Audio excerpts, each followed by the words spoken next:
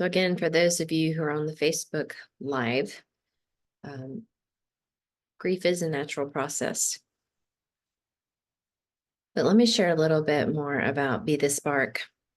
So Be the Spark was founded last year when Jeffrey and I were chatting. Be the Spark was a part of my Inspired Change Yoga. It was the tagline for my yoga studio. And, as I lost my yoga studio due to COVID, I had to shift things around. And as I grew,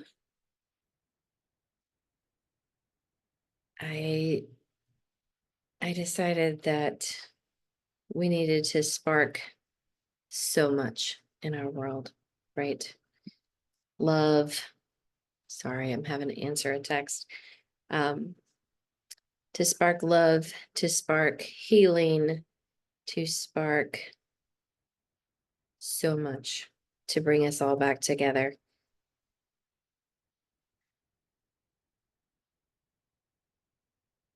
And then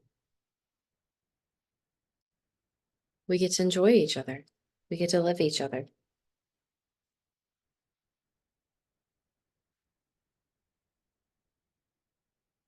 And that's what we are supposed to do in this world. We're supposed to love each other. We're supposed to support each other. And that's what I want to see happen.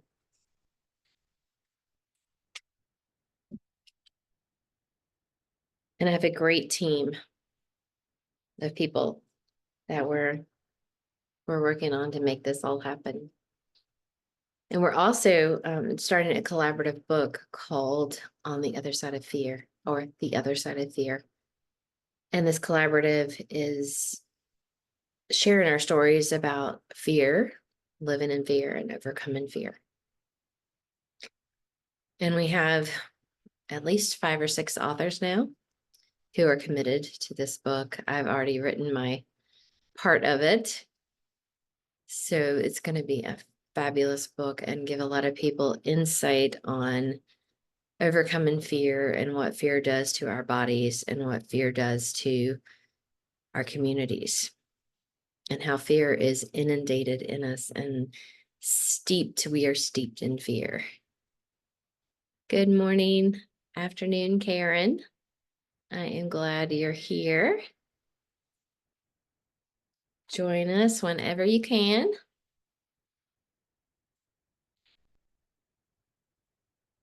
Good morning.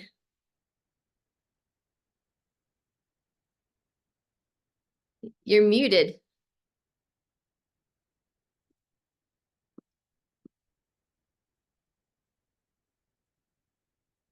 You're still muted. Okay, can you hear me now? Yes. Hey. I started not to log in this morning, but I said maybe I can share how I heal with the tools that I use for grief. Yeah. We always love your Because wisdom. I feel, I'm going back into grief itself would change the frequency of the things that I'm working on and have worked on to overcome. Yes. Very much so. It is all about, for me, my frequency and the things that I've been working on or have worked on, how I stay away from slipping back into things that I've overcome. That's quite the task. Yes. You're most welcome to share any of that as we're waiting on other people to join us. And we're already live on Facebook and I'm already recording just so. Okay. I would prefer, that whoever's coming to give them a few minutes more, because maybe they'll miss something that would be fruitful for their soul. Okay. Yeah, that makes sense. You doing okay so far today? Yes, yes, I'm doing good. I'm doing a lot of studying and Uh-huh. taking in a lot of information that is helping with my healing and my ascension to my higher self. I know you've Mhm. been doing a lot of hard work over this Yes, past year. yes, I think the people who have yet to discover the freedom of healing, they they don't understand what it's like. right. And it's not easy. No, It takes some dedication and hard work to sit still and go within to be healed and not look for healing outside of yourself. very much so. Very much so. And you get to where you want people to join you. You're like, come along this journey with me. And Right. And then until they're ready. you have those people that you want them to have it so bad, but you find that you have to let go when you find that you're losing you in the process, you Right. know, because it looks like an easy task for you to just get over. My mom just passed March the 2nd. My Yeah. brother passed a year to that date before, Oh, you wow. know, and I was working on the areas of grief and healing because once I understood what life and death is, and I understood that it was nothing I can do to change that situation, Right. and understood that the suffering that was taking place is no longer there, it became easier to accept that the vehicle itself, which is the individual, was no longer there, you know. And it was the acceptance part for me. Oh, this person is going. What am I going to do? I have to keep going. I can't Absolutely. drown in sorrow because of their presence not being, You're you right. know. So it took a lot of work. It took a lot of sitting and doing the internal work and not looking outside of myself, not exempting that the feelings was real, you Right. know, not exempting that I really have genuine love for these people and would love to see them here with me forever, you know. I don't take away from that, but what I Yeah. do is I understand the process of life, and I understand what it was doing to my soul with Right. me not accepting that I was powerless. Yes. All that. Yes. All that. And it's not a straight line either. Like it's curvy and ups and downs and you hit rock bottom several times and you climb back up. Yeah, and for me, there was 6 steps to my grieving process. Once I came out of denial that this can't be happening, right? And then I got past the anger part. Why is this happening to me, with this individual? Yes. And then I, you know, went to bargaining, like setting forced realities of what I can do to change this. And then I went through the depression stage, feeling hopeless for a Mm-hmm. little while. But then once I got to the acceptance stage and said, I am the only one who can change my situation because I am the power master and cause of my emotional and mental state. And once, and I stayed in each phase for a little while. Mm-hmm. Oh yeah. It wasn't just jump in and jump out. Right. And when I really looked even deeper, realizing that it needed to be a death to the ego that I was holding on to, made Yes. it much more easier because now I see where I had to point back at me and do some work to accept the fact that I'm powerless in situations. So that's when I have to have an ego death.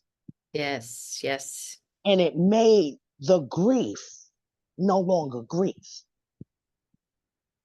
Yeah. Can you explain a little more about what that feels like, what that looks like? Killing your ego? Killing your ego, it's a battle that I still battle with every day because there's different levels of the ego that needs to die. Mm-hmm. Yep. And how I'm learning to kill the ego is with love and compassion.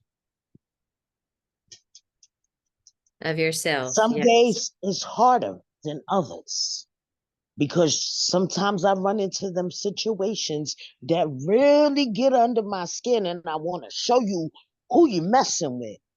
But then I have to look back at karma, Oh yeah. karma, you know, and Oh yeah. find a way to even present myself with love and letting go. I release you in love, you know, and damn, killing that ego is not easy. I swear, when you are a person that comes from a background like myself that had to be protective of myself There's Jeffrey. because because of the lack of family love and family protection, I had built this ego that was the walls was unbreakable. Yeah. But learning what I'm learning into mastering myself and getting my body to be light as a feather when my time comes. And those that's around me that's vibrating on the same level understands the work that I'm putting in, they won't grieve because we share the things in common to learn that the only thing that's promised to us in life is death. It's true. Very, very true. In Texas. In Texas. Sorry. I know what you're saying, Karen. Sorry. That is true. Well, I just wanted to start us off a little bit with just a little definition of grief. So grief is a natural process. We all go through it. And loss can be any number of things. But most often we associate it with the death of a loved one. And grief is an anguish experienced after significant loss, usually the death of a beloved person. And grief often includes physiological distress, separation anxiety, confusion, yearning, obsessive dwelling in the past, and apprehension about the future. In grief, there is 7 stages of grief. I think there used to be 5, but I'm just gonna list those and then we can continue our discussion. So the first one is shock, denial, anger, bargaining, depression, testing, And finally, acceptance. I would like to say something because you gave your definition of grief. Okay. I'm not sure if you got it from Merriam or Oxford, but Yeah. my definition of grief is the benefits of mindfulness includes better performance, heightened creativity, deeper self-awareness, and increased charisma, not to mention greater peace of mind. And where I get my definition of grief is from a book that helps me be creative in my healing process. I was going to go to Merriam, I was going to go to Oxford, but what I found is these are the books that they give you in the education department to get you through your studies. I can And see what you're saying here. Yeah. Can I jump in? so, Yeah. yeah, Okay. Hey, sorry guys. Hey, Jeffrey. Hey, good morning, everybody. I was having such a problem getting on this thing, but thank you, Carrie, for helping me get through that. No problem. I don't know. Grief for me is, I guess it hits everybody differently. And it doesn't always have to be like loss of life. Sometimes it's loss of relationship. Mhm. And sometimes it's somebody that you just know you're not going to connect with again for whatever reason. And that's a type of grief too. And I think it takes a while. It does take some self-awareness, but it takes some time to come to that self-awareness about the situation too. So I see grief as this it can, at least for me, it can be this roller coaster. Like you're okay for a minute, and then something will bring that memory back, and then you're there again, like, oh man, I thought I was over this. So grief, depending on what the situation is, can take a while. It take a while. Really quickly, when my mom passed, there was a lot of undone things, situations, a lot of conversations we should have had, definitely. So when she passed, I grieved, but I didn't, it took me 2 years to grieve losing her. I was grieving that we didn't have those I mean, I missed her, of course, but I was grieving that we didn't have those conversations. It took a couple of years for me to, one day I'm, showering and it hits me that my mom was gone. Then I grieved for her loss. So grieving is a different thing for, I guess, everybody. It just takes a while. For me, it's been a journey, and I still have relationships that really bother me that I know I'll never have again. And I think I'll be through it. And then something will strike it, music, a situation, a smell, whatever it is. And then it will hit me again, like, oh my God, I thought I was over this. So grieving can take a while. That's my own throw in. I didn't want to talk too No, much. I wanted to it's put that in there. beautiful. It's a can I beautiful say something? Sure. Strategies of grieving, right? And you asked me, Carrie, about the ego death. Ego death is overcoming the resistance to surrender to the process of spiritual awakening or spiritual ascension. If you fight the change and transformation, which requires the death of the prior identity stages that have been outgrown, the new expanding consciousness and Christo's self cannot be reborn. Beautiful and, too. and a part of what I read to you from was just some jot downs in my notes of being mindful when going through the grieving process. Your consciousness and mindfulness of what are you experiencing right now? Yeah. What is Staying your present. body experiencing? What is your mind experiencing? And why you going through this? Yes. So, Neil, do you want to give your definition of grief? Do you?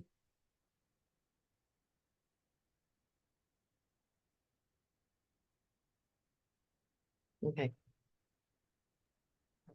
Sorry, for some reason I couldn't get rid of my mute there for some reason. yeah, Um, Zoom's yeah, being I mean, weird. it's being a little ornery.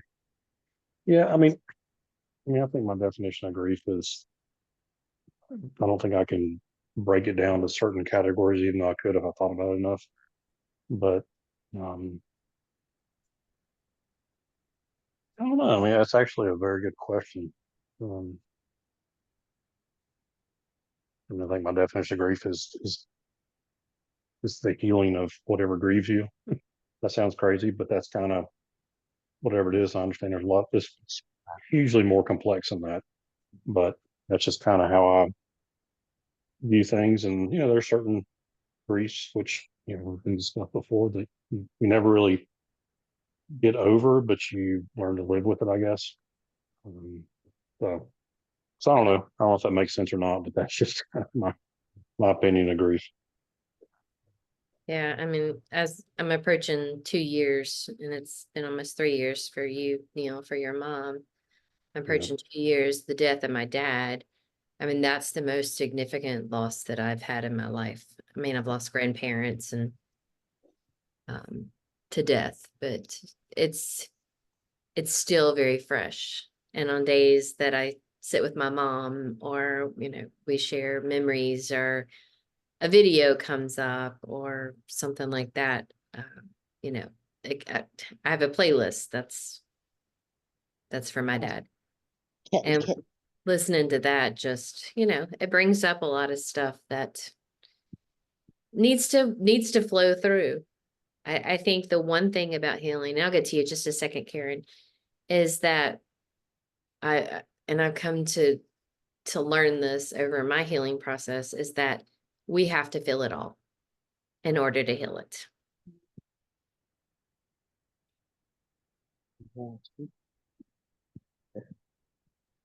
Karen, did you have something to add? Oh, yes, give me 1 minute. okay. Yeah. Yeah, And I really do think that, relive yes, memories is helpful. what I had to say is when we have challenges, letting something go, we keep ourselves under restriction. We Hmm. keep a blockage in our own energy to keep from ascending. You Very know, much so. yes, it's not easy to say, oh, someone is gone, and it's just not easy. Right. But when we are striving to advance in life, and mentally and emotionally there's still a restriction that's causing or have created a painful spot in our heart that has not been healed, it takes us longer to get to where we're trying to go with our own life. You're right.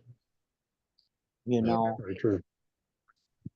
um, even though our loved ones has left the vehicle on and we cannot physically have access to them, right. we have to find a way to have acceptance and know that these are spirit guides, knowing that we're carrying on and moving on to be the best that we can be, knowing they're up over us, guys, because they knew our heart and our intention before they left. And it makes it easier for them to transition. Um, it took me a long time to understand. When I was first learning it, Like, oh, get out of here with that. I don't want to hear that. And my heart is hurting and I want this person. But the whole time not understanding that I was my own restriction because I didn't have no acceptance. I didn't want to accept the fact because wanting them to be right here to see me grow, to see me become the person I always knew I can be, regardless to what was said to me to stagnate me at the time, you know. Yeah. Oh, yes. Can I jump in on one? And I agree with most of. I don't know if I completely agree with letting it go completely, but I agree with mostly what you said. But for me, like I told you, I lost my mom. The way that I lost my, the way that I found out my dad was dead, was it was 2 years after he had died. I didn't grow up with my dad, and the grieving part for that for me that I don't think I'll ever get beyond was not so much losing him because I didn't have him in my life. The part was the conversations.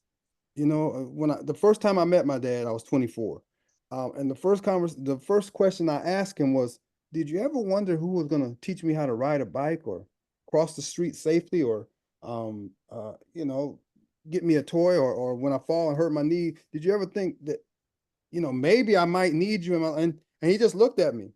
He just looked at me. And so, um, fast forward, I was in Colombia in 2015, and I told myself I wasn't going to speak to him again because every time I called him, it seemed like I was on his nerves. So I was like, okay, shit, I'm an adult now. I don't need him as much. But I was in Colombia and I was feeling good. And I said, let me try to call my dad one more time. So I call him from Colombia. I tell him where I am. I'm all excited. Hey, Dad. And I called him Dad. His name was Philip, but I called him Dad, even though he was never a dad. And I say, hey, Dad, I'm in Colombia. I was thinking about you. I'm working on this book about Colombia. Just wanted you to know that everything is good. And, he still had yeah, okay, how you doing? Then, and it really hurt me. So when we hung up, I said, I'll never call him again. I'm not going to deal with that hurt anymore. And so I get back to the States. A year passes. I write the book. A year passes, 2016. And then 2018, with my ex-wife, I'm taking her to a hospital appointment. And I say, I wonder what, I tell her the whole situation, what just happened. And I say, I wonder what he's doing though. She said, well, I have his wife's number. Let's call and just check. I said, okay. She's in the car with me. I said, okay, I'll do it because you're in the car with me. And we get the wife on the phone. I said, well, how's Philip? I'm not even calling Dad at this time. How's Philip? Oh, he died in 2016. I said, nobody thought to just, even though I'm not a part of the family, nobody thought to just call and say, hey, Jeff, Philip died. What you feel about that is on you, but we just want you to know. That's how I felt. So grieving is not only, I don't know if you can just get through like those conversations.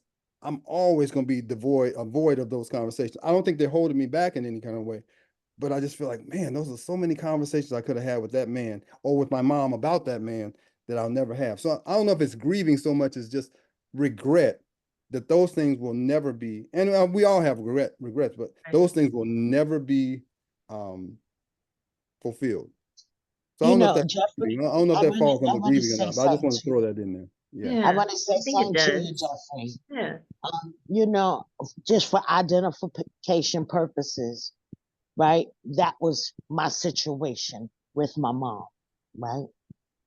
The year before that, to the date of my mother's death, my brother, me and him were very close. I did not get a phone call from the family that shared the same DNA to let me know my brother died or even give me information after me finding out to when the funeral was going to be. Mm-hmm. Right? And then a year later, to the same date, my mother died. I did not get a phone call from the people that shared the same DNA. However, I was on the scene because I had someone, an angel, that was connected to them that came and got me before they even took my mother's deceased body out of her bed. Right? So I'm able to identify with you with that and how I have learned to accept the fact was even though I wanted to be a part of the people that shared the same DNA as I, which is my mother who Mhm. gave birth to me, and didn't have that opportunity, I had started getting acceptance when she was alive. Mm. And it made it easier for me because, as sick as it may sound, I had to have a funeral within myself and by myself for her while she was here. Mm. I like that. That makes total You sense. know, Yeah. That makes and total sense to me. Yeah. I cried a river. I cried enough water for you to bathe in, you Mhm. know? Mhm. And it didn't stop me even after having that funeral because I still had hope that I can at least have some type of relation before that actual date came. Mm. But at that point, I was building acceptance because I still didn't see no possible, no probability, no possibility, no nothing in that situation, and even down to her funeral, I went to the viewing, but I did not feel a part of these people that did not even inform me. And then my abuser was there, who had the nerve to say to me, let bygones be bygones. Wow. At that point, I even had to kill my ego death, have an ego death, because how dare you, you know? Mm. Yeah. So, I think that brings up a good point that, grief isn't just about physical death. Right. It's right. about the loss of a job, the loss of income, the loss of a relationship. Mhm. Um, sometimes it's the loss of yourself. Yeah. Oh, yeah. That's a very good But point. and I've learned to look at it in a higher aspect of, when you lose something, you gain something. Right. Mhm. Right. When you lose something or something is removed from your life, it's for a reason. Yes. That's a hard part And to, yeah, that's a to hard part to accept, deal I with. think that's right. the It really acceptance is. part. That's a real Yeah. hard part. But when we understand that everything happens for a reason, everything, everything, the person is not, if it's a death or someone's dying, they're not suffering no more. Because they didn't just go out of here completely healthy. Right. It was Typically. something that caused some type of harm where the body could not hold them anymore. They're not suffering anymore. When I lost the desire to hurt the man that harmed me at my mother's when he said to me, let bygones be bygones. Oh boy. What? Okay, that's it. Mhm. I witnessed before my dad's death a lot of denial. Mm. And the denial is very powerful when it comes to grief. Because we can't believe whatever's happening is happening. Right. So true. And she made Karen made a really good comment. I want to comment on that. She said she had a funeral before the funeral. And Mhm. that's kind of what I've never put it in those words before, but that's kind of what I did with my mom. When I found out that my mom had been lying to me all those years, I had a funeral for my mom. I didn't mean to, but my feelings for my mom changed from that point on, from 24 until the day she died. And I loved her, but I couldn't love her the same as much as I tried to. And I actually had like a funeral for the person that I thought she was. I really did. Yes. And when Karen said that, I was like, that's exactly what happened to me. Is I had a funeral for my mom way before my mom died. I really did, because I could not love her the same after finding out what I, that her seeing what I went through and staying silent and knowing she could have done something about it. My love for her changed. I loved her. I've missed her to this day, but it was never the same. My love for my brother and sister aren't the same. They're just not. So yeah, when she said funeral for, yeah, that's so deep. But anyway, I don't want to, I want everybody to jump in and say what they want to say. I don't want to take up too much time. No, you're fine. Hey, Jimmy. Hopefully you can jump in if you have something to say. I've just joined in. I'm enjoying the conversation. I'm trying to follow up. Perhaps as we move on, I'll be sharing with you something. Okay. Just jump in if you can. Um, I think that Awesome. just interrupt me, Jimmy, if you need to say something. Just from my little studies of grief, that depression seems to be the one that we stay in the longest. Mm. And I think a lot of people find comfort in that depression. And that's probably not the right word, but we lose hope. And we lose our ability to want to move forward in depression. Mm. And for me, it was being tired of being tired and being tired of being sad that helped me move through it. And I know we all work through whatever it is on our own way, in our own terms. That was my experience when it comes to depression. Yeah, and that's a good point you make. And another thing is, you understand, at least for me, I don't like to put my thoughts on everybody else, but this just for me. You look at people, like when you hear about people committing suicide, like I used to be like, oh man, why would somebody? But if you stay in that depression long enough, at least for me, I understand. I don't condone it. I'm not happy when people don't do that. But I do understand, if you get caught up in that depression from whatever it is long enough, you don't want to be here. That's a terrible way to exist. It really is. So it made me understand and have more empathy for people who are in that mindset, because it's a hard thing to get out of. It really is. It really is. Let me say this. It's everywhere, right? And you don't have to be depressed yourself, but you can pick up other people's energy. And it sits on you because of the surroundings. Because, like, I'm gonna give you a prime example. You in the house with someone hopeless, right? And sad and sorrow, going through a whole bunch of different emotions that's just sitting there, right?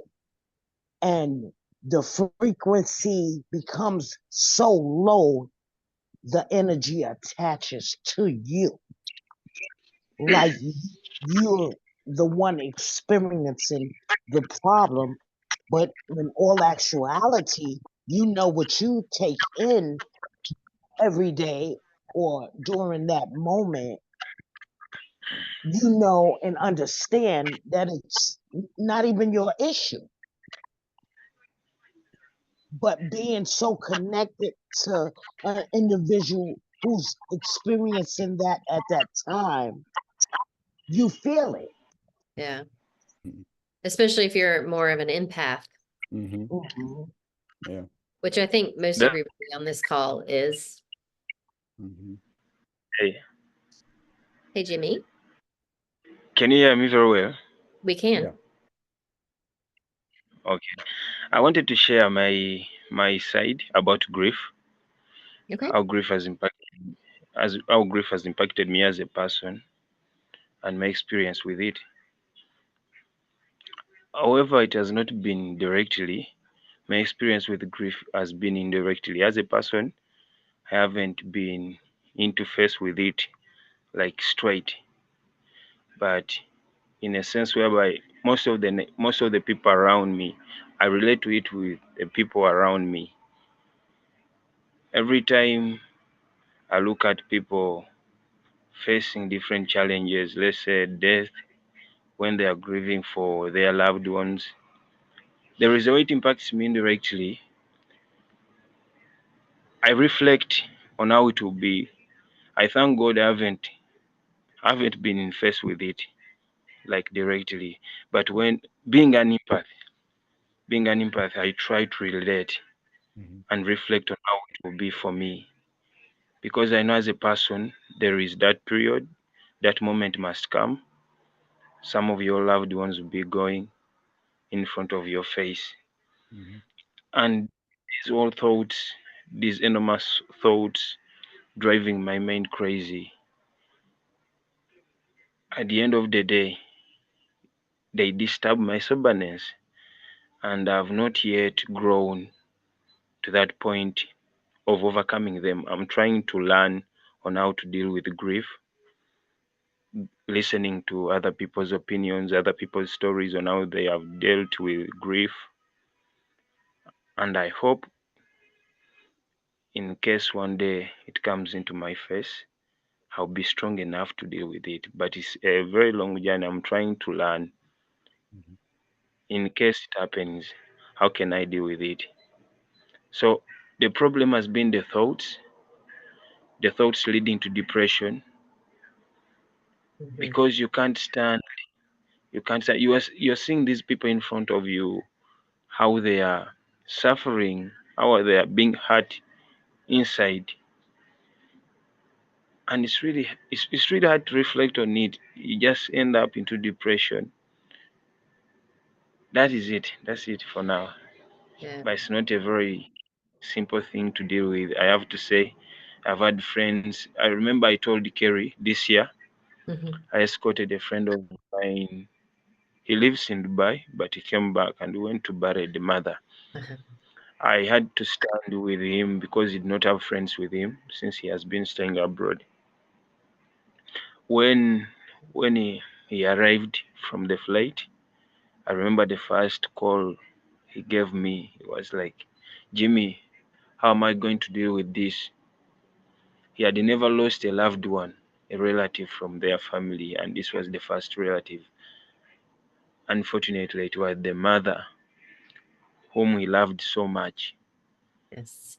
So I saw how he dealt with this whole thing, because I remember the news found him when he was at work, far away from the mother, far away from his home country. And what was disturbing me, how he dealt with this entire ordeal on the flight up to Uganda, then the long journey up country where we're going to bury. And I remember when we're coming back from the burial that same day, he had not had food for 2 days. It was like, Jimmy, will I manage to focus again at work?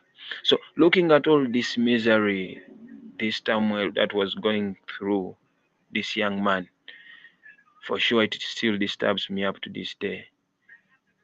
And I'm not sure whether really people heal from grief, from grieving their loved ones.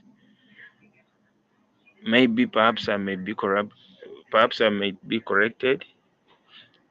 I appreciate that. That is it for me. Thank you for sharing that, Jimmy. Yeah, I remember that story. And it's hard to even watch somebody that you love go through grief. 'Cause that impacts you too, and you want to do something to help them. But we all have to go through our healing by ourselves. And all we can do is be there. Especially Kerry, especially when you are an empath, you Yeah. try you easily reflect on these people. You easily emulate, take on the energy, Yes. and you try to figure out how feeling. And for sure it's a very huge burden. And at the end of the day, for me, what I do, I just put them in prayers, try to encourage them. But encouraging someone from a perspective you have never been in, Yeah. it's not a simple job. Right. That's Right. Thank you for bringing this topic. It's a good topic. It's a really good. And you know what? You made me think about something else. Carrie was talking about. She talks about her father a lot. Sometimes in somebody else's grief, you like, in my opinion, like with Carrie's relationship with her dad, I feel like she's, even though she's grieving her dad, the loss of her dad, she's so lucky. She's so lucky. People that have, whenever I meet somebody that has a good relationship with their dad, I'm like, man, yeah, you're grieving that he's gone, but man, you are so lucky because you had it. I Mhm. will never have that. So sometimes in somebody else's grief, you see the positive in it. Like, man, I would love to. She has those 40 years or 30 years, whatever it was, with her dad. I've 53. never- yeah, okay, okay. Yeah. So 52. to me, so yeah, grieving is a terrible thing, but look, from as an observer outside looking at it, I'm looking at it like, wow, but you had that relationship. Nothing lasts forever, but you had that relationship. So I feel like people that have a good relationship with family members or fathers or mothers are so lucky, because I didn't have that. Yeah.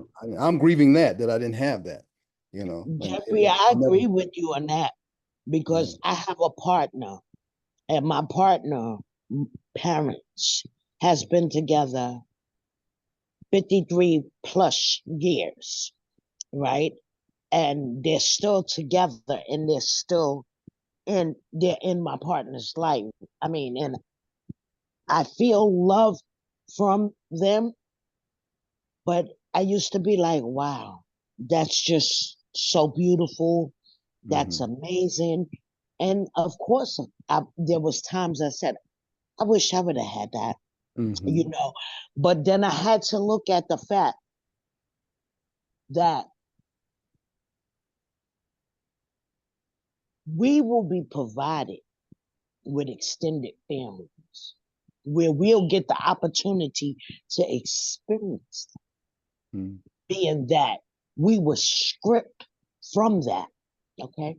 Just yesterday, I sat in this very same seat that I'm sitting in, and I talked to all of my ancestors that has done passed on, which is my father's mother, my father's father, my mother's mother, my mother's father, my mother, my father, my brother, my niece. I sat with my cousin, right? I sat here because all the people that passed on, the only three that I really had a relationship with, and I was young, was both my grandmothers and my father. And I would only get to see my father. It went from every weekend to every other weekend, you know? And it wasn't enough hours in the day for him to give me the attention and have the conversations Mhm. that and answer the questions. So I missed a big portion of that. But having the gratitude that I have today, that I do have a father figure, which is my partner's parents, and a Mhm. mother figure where I could sit down and have a discussion, you know, like I would have with my own mother or my own father. Mhm. Yeah, so true. Yeah, I was very blessed with parents who became aware of the dysfunction of their families. Mhm. Even though my mom's family was really close. Mhm. My dad's family was a different story. Um, but then to have the time in this last 7 months of his life to sit down with him, just me and him, and Mhm. talk. Mhm. We talked about everything from politics to childhood to religion to spirituality to what made him mad about me. Mhm. And I told him, the things that I had struggled with. Neil's laughing because my dad and I are both Scorpios, and just alike. Yeah. Took me a long time to admit that, but yeah, I was very blessed. And I don't know if that means that I miss him more, or I don't know, I miss him terribly, but I have that comfort that he and I understood each other and had that relationship that like Mm. I have no words for that opportunity that I had and the experience I had with my dad. And now I get to have that with my mom. That's beautiful. Yeah. Yeah. Very, That's, very grateful. yeah. There was a and now you guys, I don't know if this is Wikipedia or something, but there was a study done and I was shocked by it. I'm going to bring it up because we're talking about parents. And they asked this question. The question was, what stopped me at the what drew my interest was the question. The question was, if you had to do over again, would you choose your same mother? And I immediately, just without reading any of the comments about it, I immediately said, "Oh yeah, everybody loves their mom." That's what I thought. I'm telling you, it was like 90% of the people wouldn't choose their mother again. I'm like, oh my, and then the comments, I'm like, oh my God. I was completely shocked because I expect it from men. Us men, we always get the shit. Terrible fathers, we get that. But I was expecting, oh my God, as far as Mother's Day and all the things that are done for moms, I thought for sure it'd be overwhelmingly favorable. I was shocked. And a lot of it had to do with things that the mothers allowed the children to go through and sitting in silence. I thought, man, I'm not alone in this stuff. I'm not alone at all. I was like, wow. But I just had to bring that up because we're talking about parents. But I was really shocked by that. Overwhelmingly, it was no, I would not choose. I love her, but I would not choose her as a mom again. I thought that was I know You we're talking know, about grieving and stuff, but I just thought that was interesting. Read that a few days ago. That is you very know, interesting. Jeffrey, what I had to find to do, I had to, even though there was never conversations with me and my mother about her experience growing up, I had to lean on my own understanding. And this is how I found forgiveness for her, for the things she did not never mention. I had to go within and say, you know, for whatever reason, she did not protect me, whatever she was going through, my mom was going through something, right? That she just chose not to involve and share with her children. So it made it easier for me to find forgiveness for the unspoken words. So Jimmy has put in the Yeah, he chat. wrote something really deep. Yeah, I'm reading Yeah. what he. Yeah. Having this discussion is one of the best things I'm experiencing this year. Grief is one of the conversations many people ignore to talk about, and those who try to do are suppressed. So true. So true. By what others may think about them. Deep inside, these are the conversations people would like to talk about, to open up. Grief eats us up inside, leading up to depression, like you said.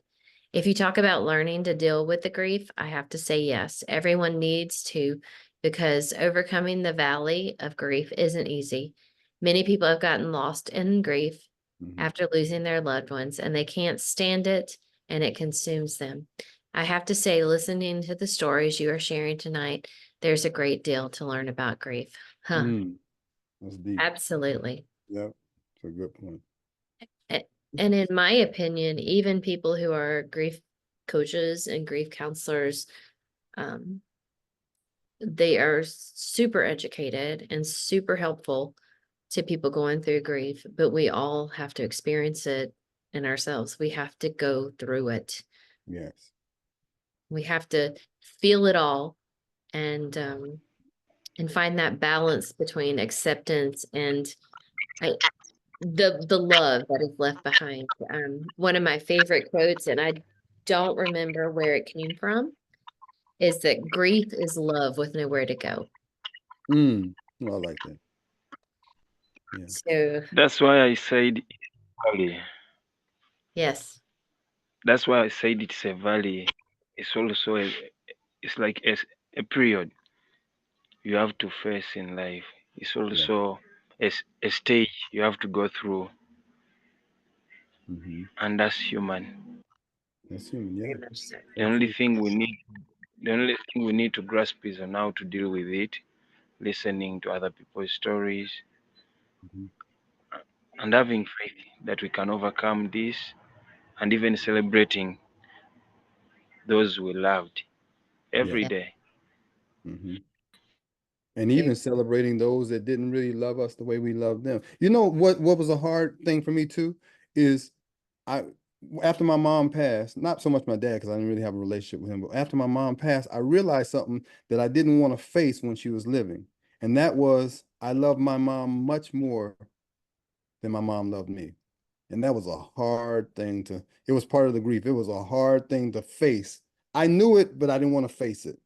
And grief makes you face things, you know, to get through it, you have to face things. And Mm, that was a tough one for me. But yeah, I realized that I still love her. But I realized that, you know, what I was willing to do for my mom wasn't willing to do for me, yeah. you know, and that's just a reality of the uh, grief I had to deal with.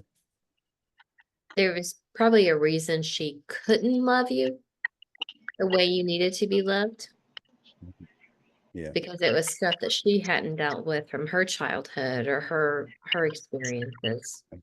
Kind of like what Karen was saying earlier. And there's where the forgiveness part comes in. Yeah. Yeah. Yeah. Because a lot of times you're forgiving that person, but you're really forgiving yourself too for holding on to that dark stuff. You know, Yes. you have to get beyond that. You really have to get beyond that. If you don't, it will get beyond you, and you don't want to be there, you know. I think forgiving yourself is one of the hardest things you will ever do in your life. Yeah. I Yeah. mean, I don't forgive easily, that so but one, You that know, one, I found self-forgiveness. this. I suggest. Hello, yeah, we can hear you. Mhm. I would like to suggest. I would like to suggest maybe we can schedule also another discussion about self-forgiveness Mhm. because it's also a huge topic. Yeah. I'm writing it That's down. my suggestion. Yeah. No doubt Didn't about we do that topic already? it. Self-forgiveness. Yes. We've done Yeah. forgiveness, but not Forgive. self-forgiveness. Forgiveness, Um, I yeah, I as a topic. just want to say something about that. You know, when you reach a level of discernment and knowing when you play a part in situations and you need to either repent or ask for forgiveness by surrendering and humbling yourself and apologizing at the drop of the dime. And when you learn that what is actually yours and in situations, what part you actually played in being a part of a problem opposed to the solution, it makes it easier to apologize and forgive because you're forgiving yourself. Yes, very Mhm. much so. Can I say something about Jeffrey's story? Yeah. Absolutely. Yeah. I want to hear it. Definitely. About Jeffrey's sharing, I will have to say gratitude is also another thing that can help out, especially about self forgiveness. When we Mhm. are grateful for the life lived by our loved ones, being grateful that they lived, Mhm. we are all not perfect, but just being grateful that they were around us, they did their part, and those that went wrong, we still be grateful with that and wish them a peaceful journey. I have to Mm. say. So gratitude is another thing. That's why I have to thank Kerry for the topics. They move in line. If when you talk about surrender, there is a way it blends with gratitude. You come to forgiveness, then grief. Mhm. Thank you. Yes, That's a very good point. absolutely. Very good point. Yeah. And being you know, I'm here because of two people I didn't really understand, but I'm here. So I have to be I have to be grateful for that opportunity to be here in this life. So yes, you're completely right. I completely agree with you. Completely agree. Absolutely. Well, before we wrap up, I want you guys to add to it, if you have anything to add. But ways to deal with grief, I just wanted to give some insight to that. Just talk about it. Journal. I'm a huge journaler. Physical activity, walking, yoga, any kind of movement, meditation. Get out and be social. Find your community. Eating healthy, so making sure that you're taking care of yourself. Mhm. Getting enough sleep. Talking out loud to and about your loved ones. I talk to my dad all the time. Mm. And again, like Jimmy just expressed, is gratitude. Gratitude for having them in our lives and the experience, or just gratitude for whatever experience that we went through, Yeah, because we were meant to go through that to make us into the people we're meant to be. exactly. We would not write, think, live the way we do had it not been for those experiences. So those people are very, I don't call enemies anymore. I call them teachers. Mm, Everybody has a purpose in your life, negative or positive, to make you come out of that funnel so yeah, definitely. Yeah, they love all that. play a part in it. They all play a part. And it can be a positive part. Doesn't seem like it sometimes, but it can be a very positive. So we're doing the great things that we're doing because of those people. Yep. All of them. Every single one of them. We can't negate one because we didn't like that one. He or she had something to do with this too. So they're all teachers. Mm, absolutely. All right. New word for enemies. Teachers. Teachers. Yeah, Teachers. definitely. Yeah. Yeah. Before I get off here, I just want to leave the group with something. And it says, I am the power master and cause of my emotions and mental state. Mm. Thank you, everyone, and I'll see y'all next one. All right. Thank you. Thank you, Karen. Thank you all. Bye. Really powerful meeting. Really, really powerful. As Really powerful. always. Yeah, always. Yeah. All right, love y'all. Take care of yourselves. Love Be you too. happy. Main thing, be happy. Be happy. Find something that makes you happy and run with it. All right. Take care, everybody. All right. Till Bye. next time. Till next time. Bye. Bye.